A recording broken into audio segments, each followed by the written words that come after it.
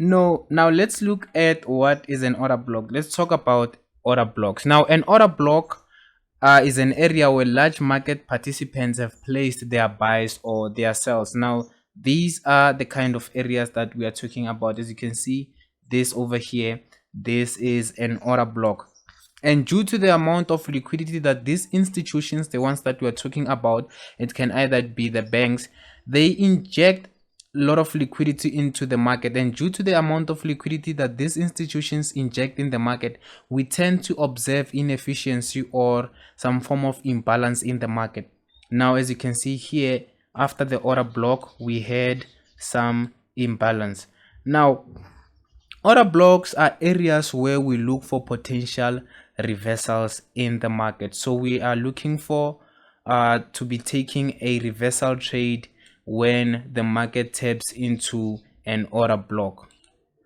Okay, now let's look at the two types of order blocks that we have. Now we have the bearish order block and the bullish order block. Now the bearish order block is going to be the last buying candlestick before a downward move. So now this is the last bearish, this is the last buying candle before this downward movement.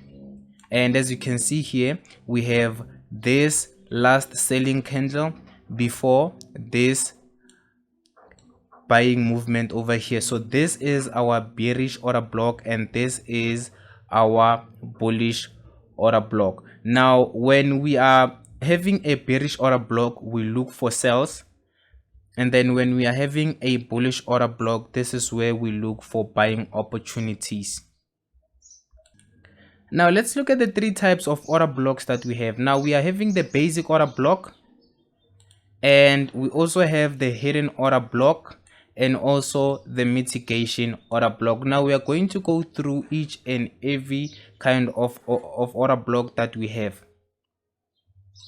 Now when we talk about the basic order block, this is the same as the kind of order block that we had in the first example. This is the basic order block, is the last candle before the impulsive move. As you can see here, this is our basic order block. So we had this basic order block, and immediately after this order block we had this sharp move to the downside. Now this is an example of a basic order block. Now the second kind of order block that we have is the hidden order block. Now the hidden order block is usually seen on a long wick on a higher time frame. This means that when we move to a lower time frame, we will find a clear order block. Now what this means is that on a higher time frame, like the 4-hour time frame or the daily time frame, we are going to see a long wick on a candle. Now this tells us that on this area over here, if we dive into a lower time frame, we are going to find an order block. So a hidden order block, if you dive into a lower time frame, you are going to find a clear order block, or the basic order block that we are talking about. As you can see, this is the area where we are having a hidden order block, and then we expect the market to start pushing to the downside when it reaches this area over here. Now let's look at the last kind of order block, which is the mitigation order block. Now mitigation means that the market has moved away from an area and then it went back into that area. Now mitigation order block is when the last buying or selling candle is mitigated before an impulsive move. As you can see here, this was our last buying candle before this move to the downside, but as you can see here, this candle got mitigated. So that candle got mitigated because this is our last buying candle, and then it got mitigated by this other buying candle here. So as you can see, this candle is our last buying candle, but we do not have some sort of inefficiency or some sort of imbalance. Now this indicates that this order block over here is mitigated. Now as you follow along with the mitigation, you can see that this candle over here mitigated this one, and then this red one mitigated that one, this one mitigated this red candle, and then finally we end up having this order block over here which is not mitigated. So this is the mitigation block. As you can see here, some prefer to call this the structure shift. So as you can see, our main focus moved from being this point over here all the way to being this point. So this is a structure shift. This is a structure shift. As you can see here, we had some sort of accumulation and then an impulsive move. So this now becomes our main order block, even though this is not the last buying candle, but this is the last buying candle after all the mitigation. Now guys, let's look at how to identify a valid order block. Now the order block, in order for it to be valid, it must take out liquidity, it must break structure, and it must create some sort of efficiency or imbalance, and most important is that it must not be mitigated. Now let's talk about liquidity. Now we talked about that for an order block to be valid, there must be liquidity. Now liquidity are areas, can be a recent high or lows, or equal highs or equal lows. Now let's look at this chart over here. Where can we find an order block? We have an order block right over here. We have an order block right over here. This is an order block, and notice how this order block took out the liquidity that we have here. So these are equal highs. So this order block took out the liquidity that we have over here. So this liquidity is in the form of equal highs, and it also took out this low over here. So this makes this order block a valid order block. Now the second step for verification that we talked about is the imbalance. Let's talk about the same order block again and check if it has some sort of imbalance. As you can see here, after this blue candle to the downside, we had some sort of imbalance. Now imbalance exists when there is a gap between the low of the first candle and the high of the third candle. Now if we are having this as the candle and it has a wick, and then we again have another impulsive candle like this with a wick, let's draw these wicks like this, and then again another candle forms over here, and then also we are having a wick. Now if you check the high of this first candle and the high of and the low of the last candle, they do not overlap. So there is some sort of a gap in the highs and the lows of the first and the third candle. So we're expecting to have some sort of imbalance right in this area over here.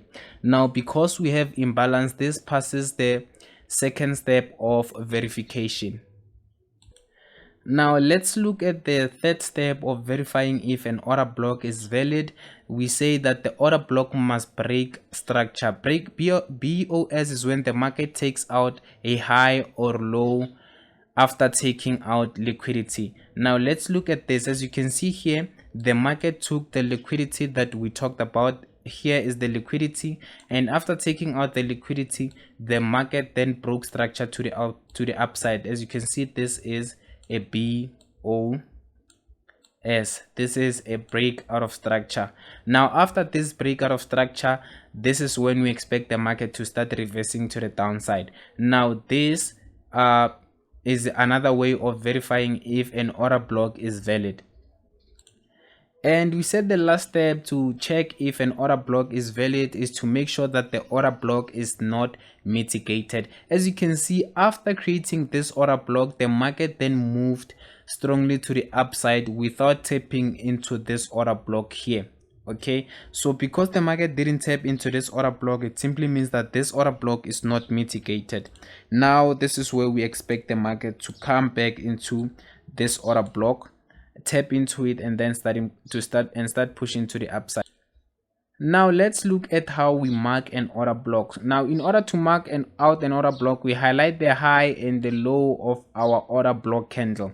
Now some prefer to only choose the body of the order block, but at Real FX we prefer to use the wicks of the order block. So this is how we're going to be marking our order block. Gonna take the high of the wick and the low of the wick. So that is how we mark our order blocks. As you can see here, we have some sort of an imbalance. Here's our imbalance. It simply means we expect the market to push to the upside, tap into our order block, and then start pushing again to the downside. Now let's look at when you should be trading order block strategy. Now the trading sessions, you want to be trading during the New York session and also the London session, and the trading instruments are all forex major pairs and your major indices like Nasdaq, US 30 and Germany 40, and the metal that you also want to be trading is gold. Now let's dive into the strategy of the order block trading strategy. Now the first step in this strategy is to determine your direction bias. Now to determine your direction bias, you use a higher time frame like the 4-hour or the daily time frame, and after that, this is when you're going to be diving into a lower time frame, which is going to take place in step 2. Now the second step of the strategy is to mark out your valid order block. Now on a lower time frame like the 15 minutes or the 30 minutes time frame, this is where you mark out your valid order block. Now you must also focus on the steps of marking a valid order block. Now let's look at this order block over here.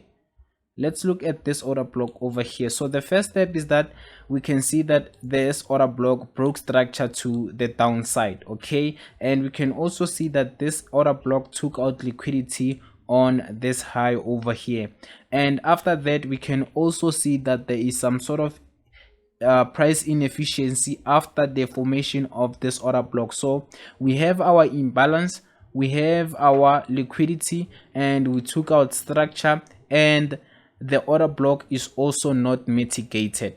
So that is our step 2. Now we dive into step 3, which is our entry. Now when it comes to our entry, there are two ways in which we enter into the market. So you can either enter aggressively or use a confirmation entry. Now the confirmation entry involves waiting for the market to return to your order block and then look for a change of character on the 5 minutes time frame or a 1 minute time frame. So now let's say we have our order block marked out, because this is our order block here. This is our last buying candle. So here we have our bearish order block. This is our last buying candle. So we wait for the market to tap into our order block, and then we start placing our selling positions. Now you can either sell immediately or you wait for a change of character, a confirmation entry. So a change of character is going to be something like this. The market is going to be creating higher highs, higher lows like this, and then break to the downside, and then after that give us a retracement into this area over here and then push to the downside. As you can see here, we had the same thing. The market tapped into our order block, and then it broke the low to the downside, and then it reversed to the upside, and then it started selling off heavily like this.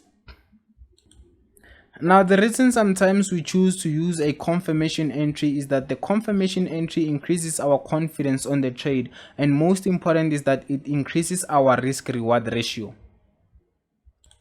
Now let's talk about our take profit. Now for our take profit, we are going to target the low or high of your 15 minutes time frame as the take profit. Now as you can see, after creating this order block that we had over here, this order block created this low that we are having over here. Now it simply means that when the market retraces to the upside, it must then take out that low. Actually, this is the low that it created. It created this low, and then we had this push, and then we had this impulsive move to the downside. So this is going to be our target. We expect the market to take out this low over here.